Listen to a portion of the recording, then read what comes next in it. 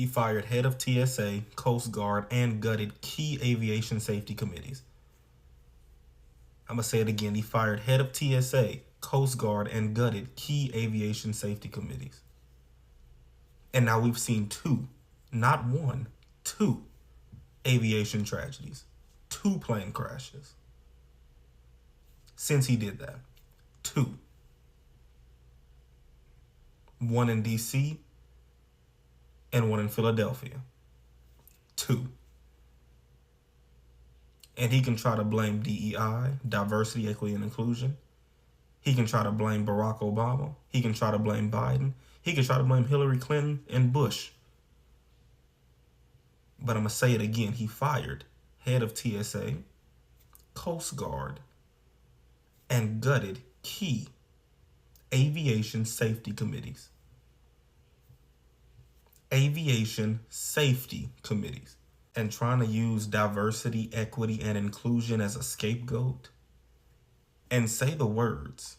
Don't allow people to say DEI because they're advocating against it and they don't even know what it means. If you're going to advocate against it, we're going to call you out each time for advocating against diversity, equity, and inclusion. You're advocating against diversity. You're advocating against equity. You're advocating against inclusion. So search up the opposite of those words to know what you're in support of.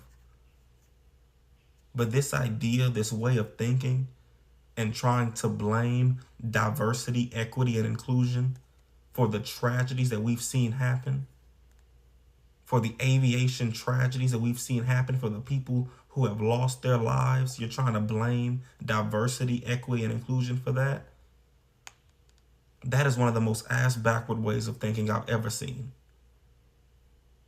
It's asinine. And it's dangerous. Because you're using tragedy. It's despicable. It's inhumane. You're using tragedy to perpetuate your racist agenda and your attacks on diversity, equity, and inclusion.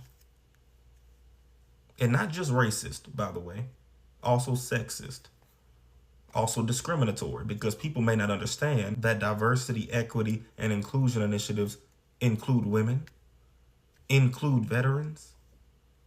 People don't know that. People don't even know what it means, and they're advocating against it. Them running with this is absolutely ridiculous. Do not forget the facts. He fired the head of TSA, Coast Guard, and gutted key aviation safety committees. Don't forget the facts.